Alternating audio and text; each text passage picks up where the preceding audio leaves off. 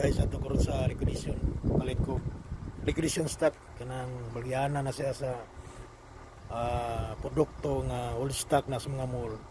Ingabot dito barato na lang. Ato ko magpalit og eyeglass, kaya kung eyeglass gapon natagak paglaban ako sa karsada, ang palit ko baking soda untan tagak ko bantay naligsan noon. Ang palit ko laing eyeglass ron.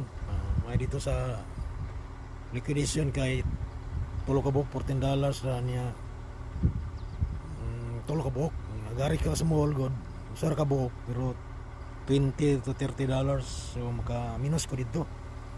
So ato ta. So ato na ta karon sa liquidation stock pa doon. Gulat ako sa kong asawa, dugay man ginanaog na akong asawa, nabot na ginihar kong watan ni abot na mi diri sa liquidation stock. Ang baligya diri nga old stock nga produkto gikan sa mga mall o kaning partially damaged nga mga sinina, sapatos, mga appliance. So palit ko ron ng eyeglass.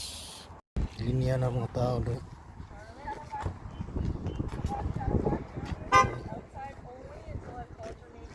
Linya lista pa mga yan. Roderick. What is it? Roderick. Roderick Yep.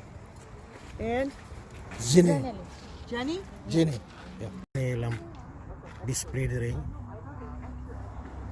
Mga jacket. Barato na lang. $5. Sa tindahan nito, $30. Ang display.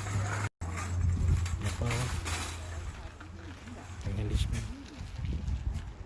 $9. Hulat ang idirig tawagan ng mga alam. Although init kayo ang adlaw, pero hugnaw kayo ang hangin. Ang nang sweater yapon ko sa init kayo.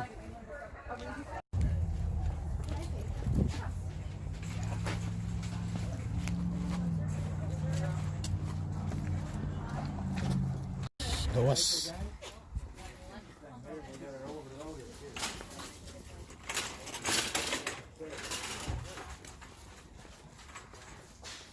Pag-beats mo diri.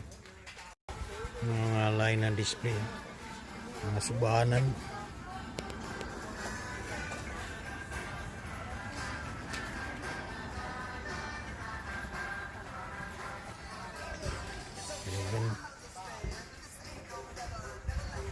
Mga bangko.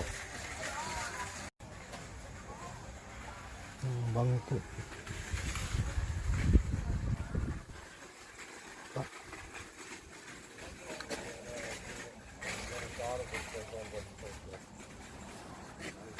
Yan ako inapalit.